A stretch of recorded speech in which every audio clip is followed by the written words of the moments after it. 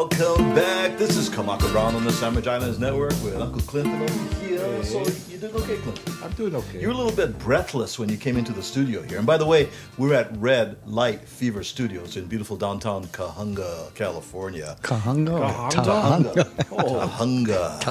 And part of the Red islands is that? Red Light Fever digital audio and video productions over there. You can check out redlightfeverproductions.com. Our good friend Christopher Trainer at the boards here on the Simon Island Network. And so, yeah, Clinton, you came in kind of breathless here. I mean, were you? I was jogging. Oh, Yes, jogging. he was jogging, Dan. So You what? believe that? No. I think you were slogging. I think I was out of breath. you were out of breath. It looked like you maybe, I don't know. You're kind of pale and kind of clammy. Yeah, you. I was about ready to get. You know those things when they put them on your chest. Yep. Tush! Yeah. You know that. I was ready to do that because I wanted to save my brother over here, but. Do you know how to use those? You gotta make sure you know how to use that. Bro. Just plug them in and go for it, right? No, because it was either that or mouth to mouth. No. And Oh, you Just let me die. oh my goodness. Also in the studio here today is Brother Dan Lagronio from theexaminer.com. What's up, Dan? I'm all right. Doing fine. Good. Now, we were talking about doing the break, Las Vegas. Yes, we were. Islanders love to go to Las Vegas. The ninth island. Ninth Island, baby. What is the attraction? I mean, don't know. besides I was just gonna say, why Las Vegas? I mean, why is it Hawaiians like to go to Las Vegas? No, It's the gambling, bro. so of course we know Hawaii and its current and the Asian population that's integrated, it came over, so we have a huge Asian population, and Asians love to, Watch it now. well, it's true. Right. My grandmother used to love to go to play mahjong. So they love mahjong. What other Paigao. Paigao. Okay. So what? Are we blaming the Asian population in Hawaii? Well, for I'm this? giving them credit. I'm saying, hey, right on. Well, the Filipinos like that cockfight, right? Right, true. and they just don't do it just to watch the beauty of the birds. There's also True. money There's money. involved. There's And money. so, have I somehow offended you, Dan, that I spoke about no, that? I'm as a, just saying. Pacific Islander yourself? I mean, everybody wonders why there's such an influx of local people in Las Vegas. Well, of course, it's got to be the gambling attraction, right? What else? I think the lifestyle over there too. Is it the Probably. tax breaks that they? There's no income tax, Oh, that's right. right?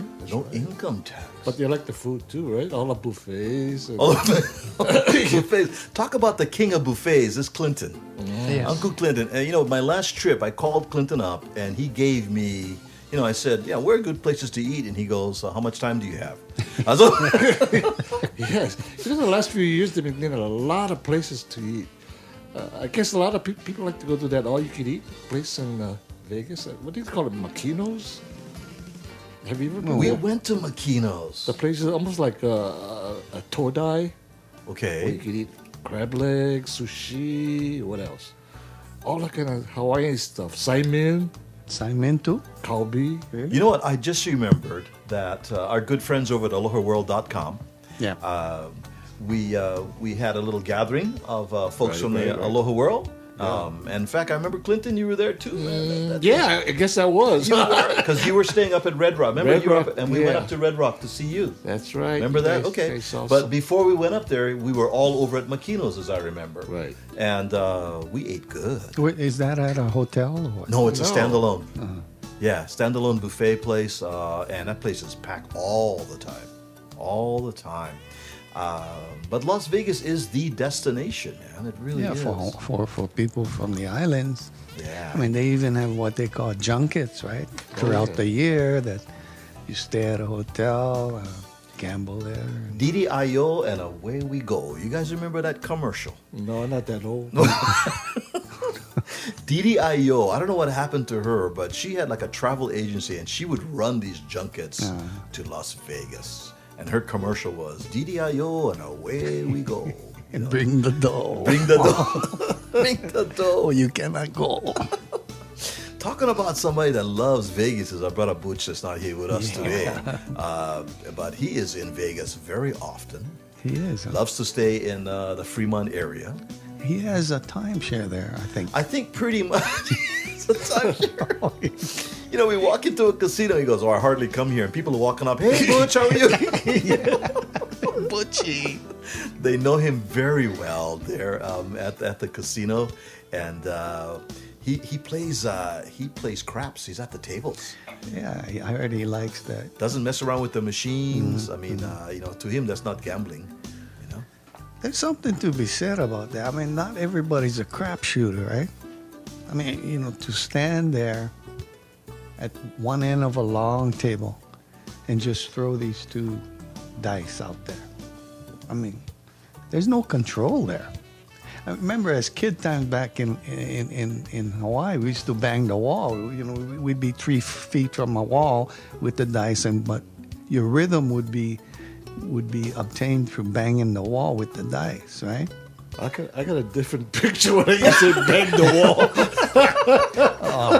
Clinton, man. Oh, Sorry. wait. you must be from Kaimuki, Oh, Jesus. I just had a different vision. Yeah, I know. Hey, we go bang the wall, guys. Oh my God. But anyway, I mean, how can you? Hey, excuse me. Please continue, Dan. Will you Yeah. stop interrupting? Yeah, Jesus. I just had a flashback. I don't know why. There's no. How do you control? I mean, you cannot obviously control the dice when you're throwing it that distance. But to me, there's no rhythm. How do guys get to hold the dice for over an hour? You know, just continually rolling without rolling, without crapping out, right? And Butchie says that's what he goes for. He wants to hold the dice, hold his roll for as long as he can.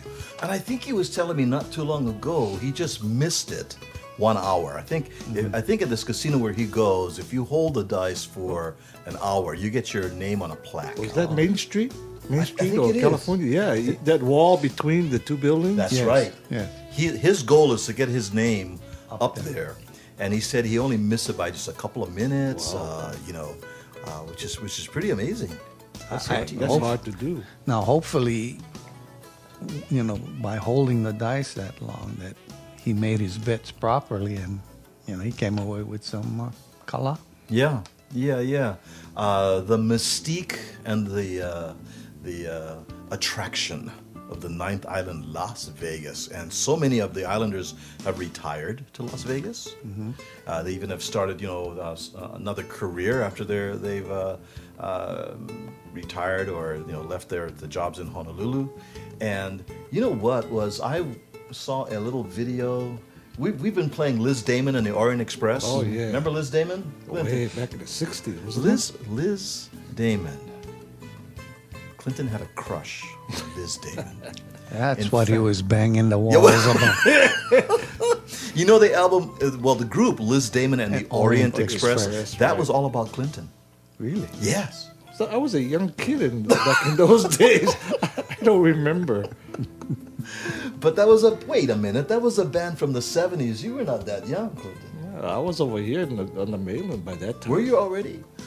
But I remember back in the 60s that we had bands up the yin yang. I mean, that's the days of the Beatles and the Rolling Stones, and then there was the British invasion. We had the surfing days that started the whole thing, I guess. The Beach Boys, The huh? Beach Boys, they played at the Waikiki Shell. Uh-huh. We had our first Battle of the Bands in the early 60s. I'm going back. You guys were at the Civic Auditorium then, huh? No, No? it was This was the HIC. Shell, huh? HIC. HIC, remember? And the Shell.